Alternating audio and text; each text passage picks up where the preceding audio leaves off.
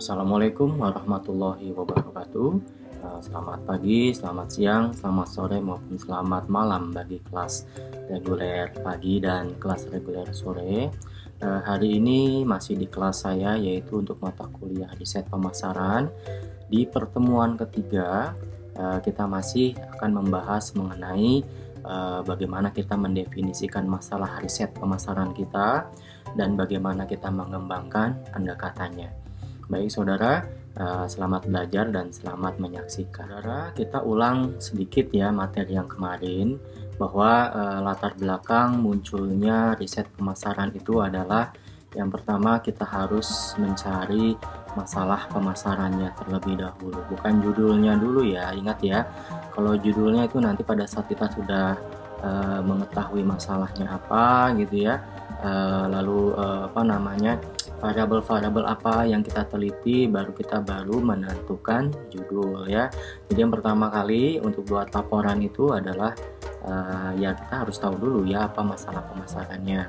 Nah, lalu setelah itu ya kita harus mencari informasi terhadap permasalahan tersebut ya. Nah, informasi itu dapatnya dari mana? Ya kemarin kita sudah membahas ya, salah satunya dari internal perusahaan, maupun kita bisa menyewa intelijen pemasaran gitu ya, dan lain-lain. Nah, yang pasti informasi ini harus cepat, tepat, akurat, dan tersedia tepat waktu. Jadi harus up to date ya, informasinya bukan yang sudah lama ya, karena kita kebetulan memang permasalahannya adalah yang saat ini kan ya. Jadi otomatis informasinya juga harus yang terbaru. Oke, baru setelah informasi didapat, datanya kita olah untuk kita analisa ya. Nah, setelah kita analisa atau diolah, kita interpretasikan ya. Kita interpretasikan, kalau perlu kita presentasikan kepada yang membutuhkan informasi ini. Lalu setelah itu kita bisa membuat suatu keputusan apabila memang informasi ini dibutuhkan oleh para manajer ya. Pengambilan keputusan ini fungsinya untuk apa? Ya karena tiap perusahaan itu punya tujuan masing-masing. Lalu kita ulang sedikit lagi ya mengenai proses dari riset pemasaran ini ya. Kemarin juga sudah ya. Yang pertama ya kita lihat dari atas dulu ya. Jadi define the problem and research objective. Jadi kita temukan dulu apa masalahnya ya, dan tujuan dari riset kita itu apa ya. Setelah itu baru kita mengembangkan rencana risetnya ya. Setelah kita kembangkan, kita collect the information. Jadi kita mengumpulkan informasi ya. Setelah itu ya kita analyze the information. Jadi kita menganalisa informasi tersebut, lalu present the findings. Jadi kita presentasikan ya hasil temuan kita apa. Baru setelah itu kita bisa melakukan suatu keputusan ya, mengambil keputusan. Baik, saudara, di riset pemasaran kita ini ya, tahap awal adalah kita harus mencari permasalahan apa terlebih dahulu ya. Jadi kita harus mendefinisikan masalah, oke ya. Baik, menurut Malhotra di tahun 2009 ya, untuk mendefinisikan masalah, ini adalah pernyataan luas mengenai permasalahan umum dan pengidentifikasian komponen-komponen spesifik masalah riset pemasaran ya. Jadi permasalahan umum yang ada di sekitar kita ya, terutama dari hal pemasaran ya. Baik, sedangkan menurut Frankel and Wallen dikutip dari Sugiono di tahun 2017 ya. Jadi masalah penelitian itu merupakan sesuatu yang pasti, di mana masalah merupakan segala sesuatu yang akan diteliti. Oke ya, kita nanti akan mencari apa sih masalah yang terjadi saat ini gitu ya. Nah, masalah merupakan wilayah yang menjadi perhatian peneliti, merupakan kondisi yang ingin ditingkatkan, merupakan kesulitan yang ingin dieliminasi, dan merupakan pertanyaan yang perlu dicarikan jawabannya. Oke, jadi kita nanti akan mencari masalahnya apa di lingkungan kita, dan kita harus mencari solusinya. Nah, dengan cara apa? Dengan cara salah satunya adalah melakukan riset. Baik, saudara, selanjutnya bagaimana proses mendefinisikan masalah dan mengembangkan pendekatan di riset pemasaran ini ya. Jadi kalau kita lihat gambar ya, itu hasil scanan ya dari buku. Jadi di dalam riset pemasaran ini ya, ini terkait ada tugas terkait ya. Jadi mengenai pembahasan dengan pembuat keputusan yaitu berarti siapa manajer-manajernya ya. Lalu juga kita mungkin memerlukan wawancara dengan pakar industri ya, mungkin konsultan atau pihak profesor di universitas atau mungkin apa namanya para cendekiawan atau para ilmuwan ya, nah, yang dimana dia pakar di bidang itu gitu ya. Oke, apa namanya di sini kita konteksnya adalah permasalahan itu ada di lingkungan kita ya, lingkungan di mana kita bisa apa namanya menganalisa sendiri bahwa oh kita ada masalah nih terutama di bidang pemasaran gitu ya.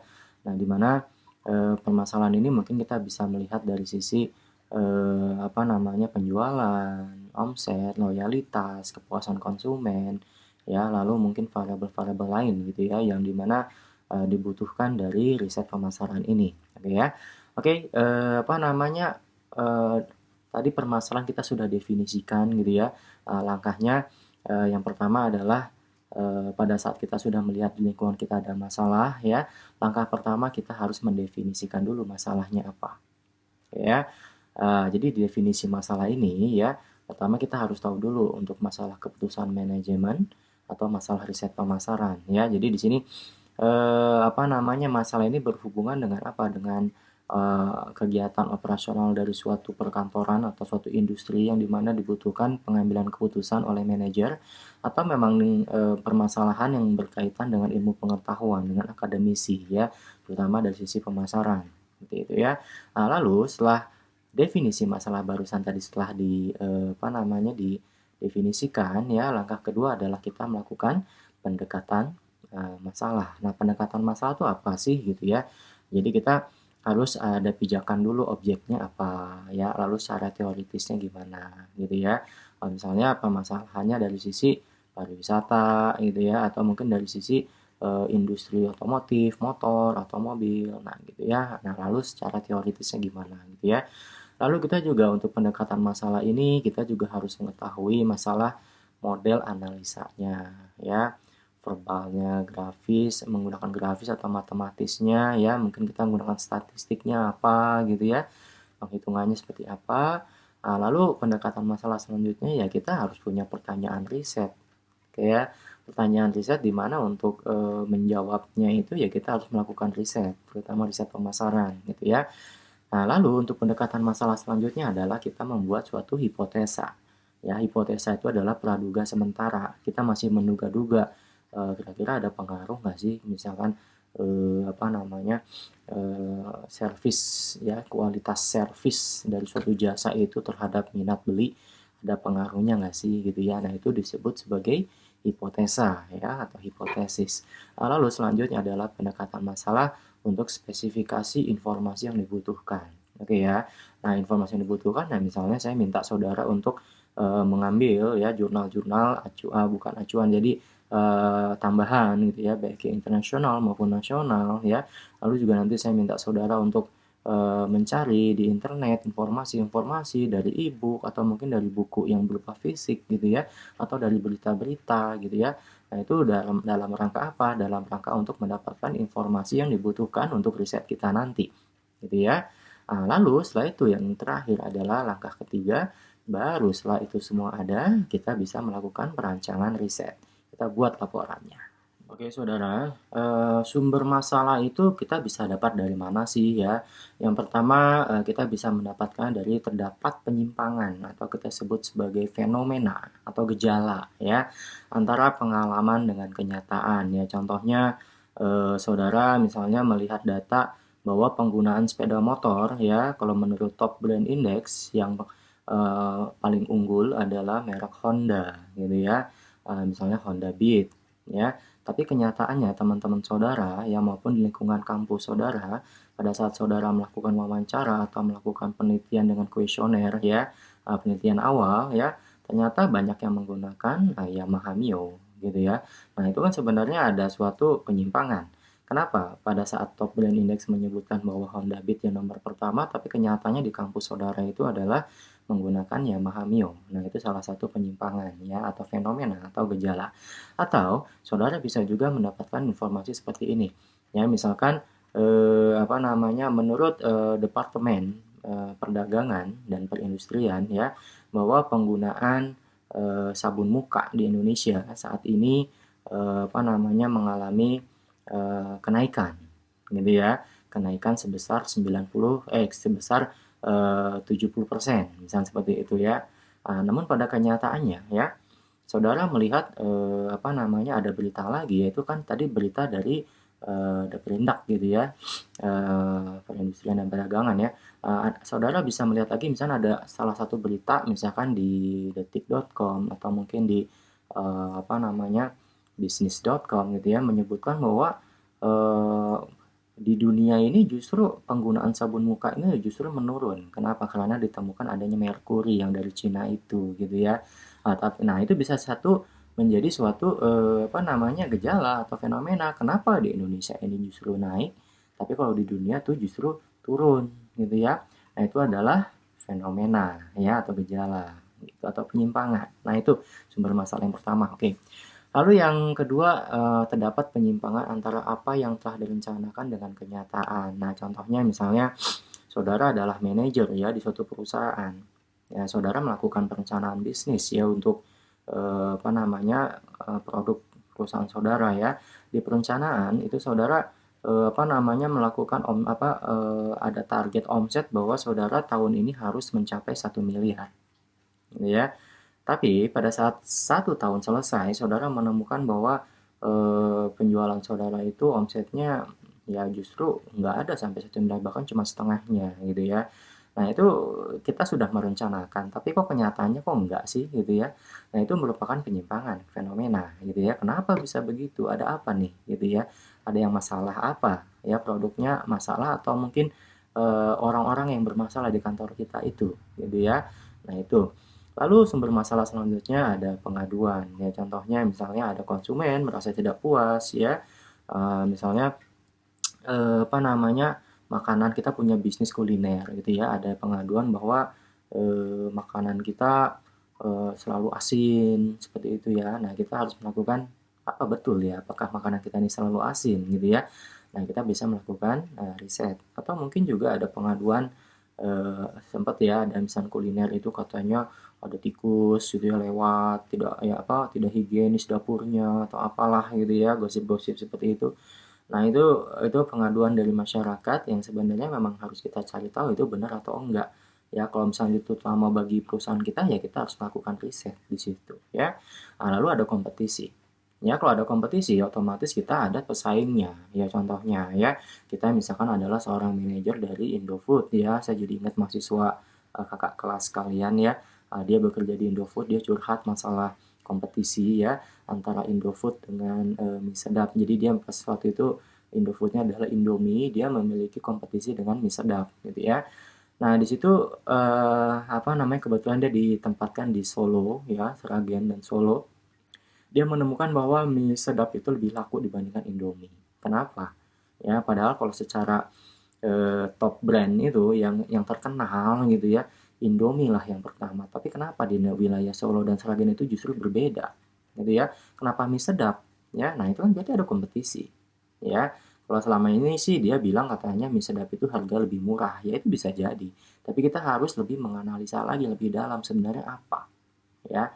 Apakah memang masyarakat itu lebih menyukai rasanya atau karena murahnya atau apa, gitu ya.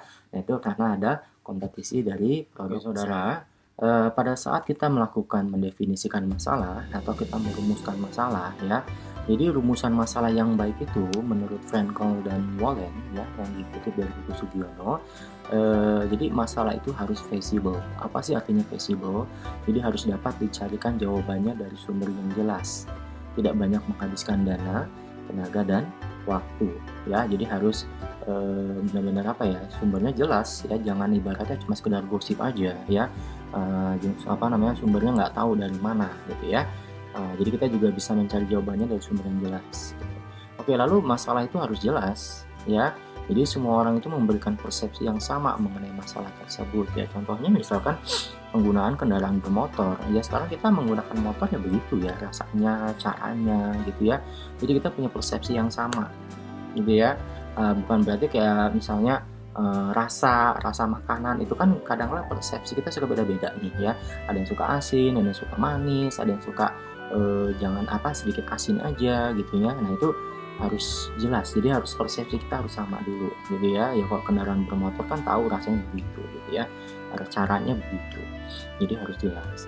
Lalu masalah tuh harus signifikan, yaitu harus dapat memberikan kontribusi terhadap pengembangan ilmu dan pemecahan masalah kehidupan manusia. Jadi ya kalau ada masalah ya kita pecahkan masalah itu, ya harus ada manfaatnya buat siapa? Ya buat ilmu pengetahuan maupun buat kehidupan manusia, atau mungkin ya buat manajer gitu ya, perusahaan. Oke, lalu masalah itu harus bersifat etis. Oke ya. Jadi bersifat etis itu khususnya bagi penelitian kuantitatif ya, kita akan melakukan penelitian kuantitatif ya.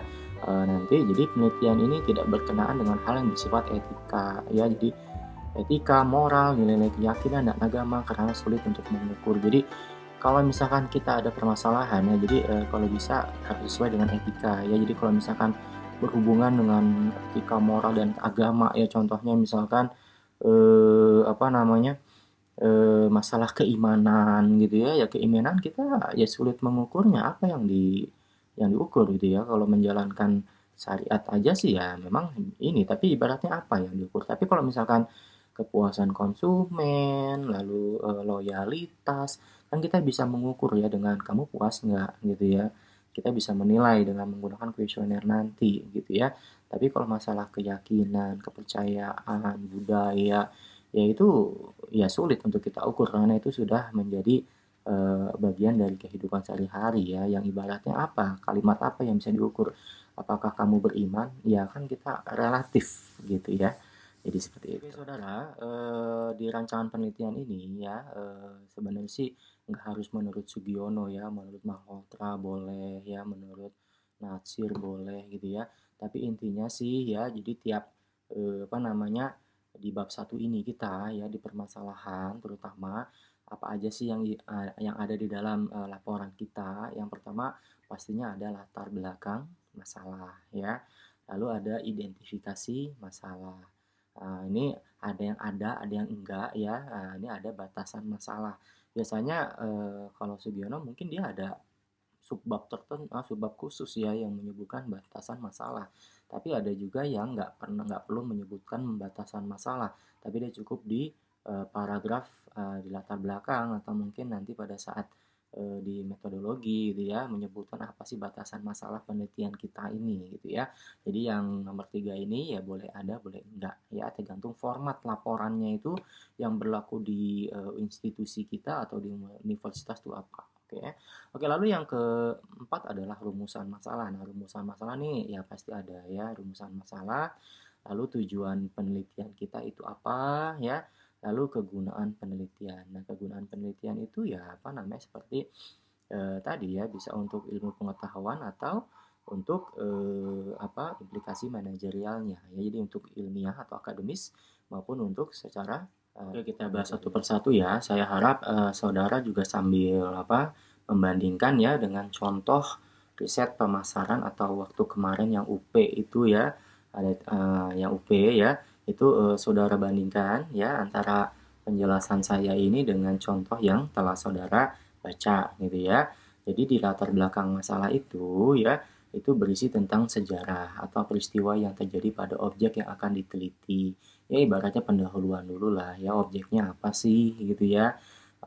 Lalu tetapi peristiwa itu nampaknya ada penyimpangan. Nah, jadi pada saat saudara nanti menceritakan latar belakangnya atau sejarahnya tentang objek yang diteliti, saudara juga menceritakan ya tentang penyimpangan atau fenomena atau gejala yang terjadi gitu ya, nanti di paragraf situ ya, paragraf latar belakang itu dari standar keilmuan maupun aturannya ya, seperti tadi contohnya yang telah saya jelaskan, ada perbedaan data antara berita yang satu dengan berita yang satu atau dengan kenyataan gitu ya. Nah, itu adalah fenomena. Lalu peneliti perlu menuliskan mengapa hal itu perlu diteliti. Oke ya, jadi harus ada ya, kita melakukan peneliti harus jelas mau ngapain gitu ya, seperti itu. Nah, itu isi latar belakang. Saudara sambil mengecek lagi UP-nya ya, contoh riset pemasaran atau UP-nya. Nah, di identifikasi masalah itu, yaitu semua masalah yang ada pada objek penelitian itu dikemukakan, ya. Baik masalah yang akan diteliti maupun tidak diteliti. Tapi kebanyakan kita akan menulis yang masalah yang diteliti aja, ya. Kalau yang tidak diteliti ya mungkin kita bisa naruhnya nanti pada saat keterbatasan masalah, ya. Mungkin kita nanti ada pembatasan masalah, kita bisa menulis di situ yang nggak kita teliti. Tapi kalau diidentifikasi masalah, ya kita sebenarnya cukup aja sih dengan menulis apa masalah yang akan kita teliti, ya. Tapi kalau mau ditulis juga yang nggak diteliti juga boleh gitu ya. Oke, lalu di identifikasi masalah ini kita tunjukkan hubungan masalah satu dengan masalah yang lain. Ya, jadi masalah yang diteliti itu merupakan variable dependent. Nah, ingat ya, pada saat saudara nanti sidang, ya, ini penelaah atau penguji itu sering sekali akan menanyakan masalah kamu itu apa, gitu ya. Biasanya penelaah itu dia nggak mau panjang lebar, ya jadi gini Pak, jadi gini Bu, kan sebenarnya di objek penelitian saya kan begini gini gini, gitu ya. Lalu apa namanya, kenapa kok ini, nggak, mereka nggak mau yang terlalu panjang begitu ya. Jadi pada saat saudara ditanya apa masalah penelitian saudara, saudara cukup melihat dari sisi variable dependent-nya. Contohnya, ya, pengaruh service quality terhadap loyalitas konsumen melalui kepuasan konsumen. Oke, di situ kalau misalkan kita lihat variable dependent-nya apa? Ya, kalau independennya kan tadi service quality ya. Nah, lalu variable dependent-nya adalah loyalitas konsumen, sedangkan variable intervening-nya adalah kepuasan konsumen. Nah, jadi kita lihat bahwa masalah penelitian kita adalah loyalitas konsumen. Nah, kita tambahin, masalah penelitian saya adalah loyalitas konsumen, Pak, Bu. Ya, bagaimana? Nanti ditanya, bagaimana maksudnya? Ya, jadi loyalitas konsumen pada produk misalkan mie instan di Kota Bandung, misalkan begitu, atau loyalitas konsumen penggunaan sepeda motor Honda di wilayah Cimahi. Nah, seperti itu. Ya, itu adalah masalah penelitian. Oke, itu ya. Nah, kalau identifikasi masalah nanti kita sebutkan ya apakah ada pengaruh antara tadi service quality terhadap loyalitas konsumen ya, lalu service quality terhadap kepuasan konsumen dan sebagainya sampai mediasi. Oke, saudara, tadi ya beberapa penelitian ada yang menuliskan di dalamnya ada batasan masalah ya, ada subbab khusus. Tapi kalau di undian ini sepertinya dia nggak menuliskan batasan masalah, tapi langsung nanti ada di dalam suatu kalimat ya, satu kalimat apa namanya, kalau nggak di latar belakang mungkin nanti di metodologi gitu ya. Oke, jadi kalau misalnya kita mau memasukkan di laporan kita ada batasan masalah ya, jadi di batasan masalah ini kita kan memahami bahwa kita manusia itu nggak sempurna ya. Jadi kita kadang-kala ada keterbatasan waktu, tenaga, dana, lalu kita juga nggak mungkin membaca seluruh teori gitu ya. Apa namanya, ya kita sebutkan ya masalahnya, keterbatasan kita tuh apa di dalam batasan masalah itu. Supaya penelitian lebih mendalam, maka ya ibaratnya kalau kita terlalu luas ya kita nggak bisa mendalam ya. Jadi kita harus memang fokus ya, spesialisnya apa gitu ya. Nah, makanya dalam rangka supaya penelitian kita mendalam, kita perlu membatasi yang mana nih yang perlu kita batasi. Oh, saya hanya ingin meneliti mengenai variabel service quality aja dengan loyalitas konsumen dan kepuasan konsumen. Nah, contohnya seperti itu ya. Jadi nggak luas, terlalu luas sehingga kita nggak bisa mendapatkan intisari penelitian kita. Oke, saudara. Selanjutnya ya di sini ada subbab mengenai rumusan masalah. Nah, nanti saudara coba sambil lihat ya, sambil membandingkan contoh UP-nya. Jadi di rumusan masalah ini saudara hanya perlu menyebutkan dinyatakan dalam kalimat tanya tapi tanpa tanda tanya gitu ya. Format kita seperti itu. Jadi misalkan adakah pengaruh produk X terhadap loyalitas pelanggan gitu ya. Nah, ini kan harusnya kalau secara kalimat harus ada tanda tanya ya. Nah, tapi kalau di format kita itu cukup rumusan masalahnya adalah ditulis adakah pengaruh produk X terhadap loyalitas pelanggan ya, atau adakah pengaruh citra merek X terhadap loyalitas pelanggan, atau yang menggunakan mediasi ya, adakah pengaruh citra merek X terhadap loyalitas pelanggan yang dimediasi oleh kepuasan pelanggan? Nah, seperti itu ya. Jadi, rumusan masalah seperti itu. Oke, saudara, di subbab berikutnya adalah ada tujuan penelitian. Nah, di sini saudara harus menjelaskan tujuan penelitian saudara itu apa, gitu ya. Nah, di tujuan penelitian ini ada hubungannya dengan rumusan masalah. Jadi, saudara cukup lihat lagi rumusan masalahnya apa, gitu ya. Oh ya, saya lupa. Jadi, rumusan masalah itu bagaimana caranya? Ya, saudara harus lihat dari jurnal acuan ya. Kalau misalnya saudara ingin membuktikan suatu teori. Jadi, jurnal acuan itu saudara lihat apa namanya hipotesa-hipotesanya atau variabel-variabelnya yang akan diuji itu apa, gitu ya. Nah, dari situ saudara bisa membuat suatu rumusan masalah. Andai kata saudara melihat dari jurnal gitu ya.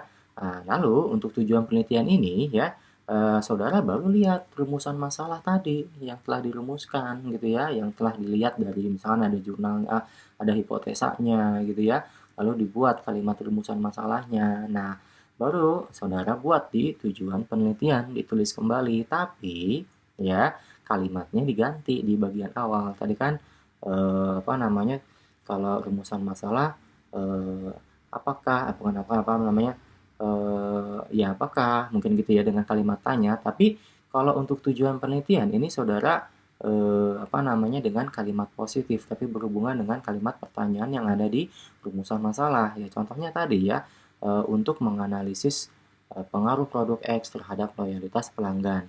Nah, jadi kalimat yang barusan itu yang adakah pengaruh gitu ya, adakah pengaruh produk X terhadap loyalitas pelanggan. Nah, itu kita ganti jadi adakahnya itu menjadi untuk menganalisis pengaruh produk X terhadap loyalitas pelanggan. Lalu untuk menganalisis pengaruh citra merek X terhadap loyalitas pelanggan. Atau yang ada variabel mediasinya untuk menganalisis pengaruh citra merek X terhadap loyalitas pelanggan yang dimediasi oleh kepuasan pelanggan. Nah, itu bagian dari tujuan penelitian ya. Saudara sambil baca UP-nya sambil dicocokkan ya. Oke saudara, selanjutnya di coba berikutnya di laporan kita ada kegunaan penelitian ya. Jadi di sini supaya pembaca itu atau yang berkepentingan memahami kegunaan penelitian yang kita lakukan itu apa, gitu ya. Oke, jadi kegunaan penelitian itu merupakan dampak dari tercapainya tujuan. Bila tujuan penelitian dapat tercapai, ya, dan rumusan masalah dapat terjawab secara akurat, maka sekarang kegunaannya apa, gitu ya.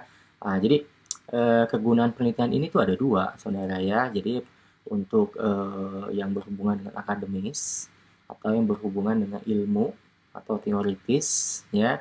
Lalu ada yang berhubungan dengan kegunaan secara praktis ya, atau kita sebut sebagai implikasi manajerial ya.